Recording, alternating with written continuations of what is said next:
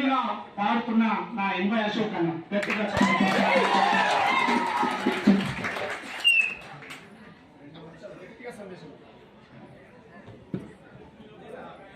ఈ ప్రయత్నం చేస్తాను కోసం ఎక్కడ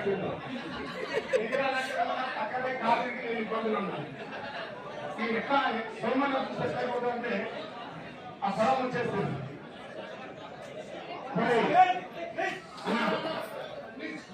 మీ అందరికీ